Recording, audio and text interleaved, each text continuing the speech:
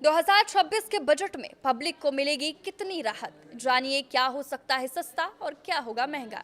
नमस्कार, मैं हूं साक्षी झा और आप देख रहे हैं न्यूज़ 18 का डिजिटल प्लेटफॉर्म।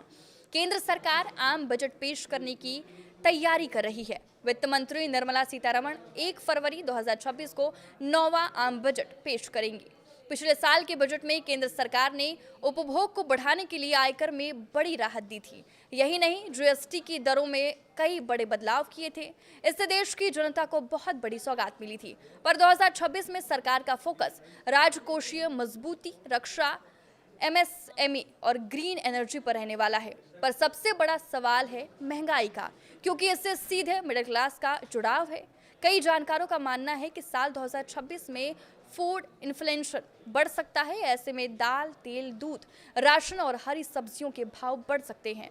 भारतीय मुद्रा रुपए की कमजोरी, आयात पर बढ़ती निर्भरता और वैश्विक अनिश्चितता से दबाव बढ़ना तय है। 2025 के बजट में केंद्र सरकार ने महंगाई पर काबू पाने के लिए कई जरूरी कदम उठाए थे, पर इस साल महंगाई बढ़ने के आसार जताए जा रहे हैं। कई एजेंसियों का अनुमान है कि पूंजीगत व्यय बढ़ने से इंफ्रास्ट्रक्चर और एमएसएमई सेक्टर को बड़ी सौगात मिल सकती है, पर महंगाई के रूप में इसका साइड इफेक्ट सामने आ सकता है। यही नहीं, रुपए का अवमूल्यन की वजह से खाद्य तेल और दाल जैसे आयातित सामान महंगे हो सकते हैं। कई एजेंसियों का कहना है कि सीमेंट के महंगे होने से कंस्ट्रक्शन और हाउसिंग सेक्टर पर बुरा असर पड़ सकता है। 2025 के बजट में 1.61% से 2.07% के बीच महंगाई दर रही थी, पर साल 2026 में फूड इन्फ्लेशन से 2 से 4% के बीच रह सकती है। ऐसे में महंगाई बढ़ना तय माना जा रहा है। जीएसटी कट, लो फूड इन्फ्लेशन और आईटी राहत से घरेलू खपत तो बढ़ेगी, पर मिडिल ईस्ट और लैटिन अमेरिका में बढ़ते तनाव से महंगाई का नया दौर शुरू हो सकता है। 2026 वैश्विक अनिश्चितता, रुपए की कमजोरी और बजट में कैम्पेक्स बढ़ाने से मांग बढ़ेगी। ऐसे में दाम बढ़ सकते हैं। फूड इन्फ्लेशन बढ़ने से रसोई का बजट बिगड़ना तय माना जा रहा है। भारत में कनाडा और ऑस्ट्रेलिया से दाल का आयात होता है, पर रुपए की कमजोरी से दाल के दाम 10 से 15% बढ़ सकते हैं।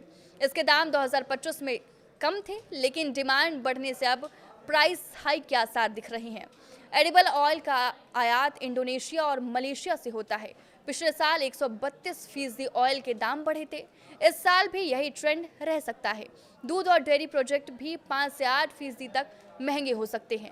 इस साल 6 से 7% के बीच फूड इन्फ्लेशन रहने का अनुमान है।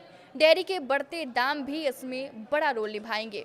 फीड कॉस्ट बढ़ने की वजह से भी डेयरी प्रोजेक्ट महंगे हो सकते हैं। चावल और गेहूं के दाम भी 4 से 6% तक बढ़ सकते हैं। पिछले साल भी चावल के दाम बढ़े थे। इस साल भी राइस इन्फ्लेशन के आसार जताए जा रहे हैं। चीनी और मसाले के भी दाम 5 से 10% के बीच बढ़ सकती है।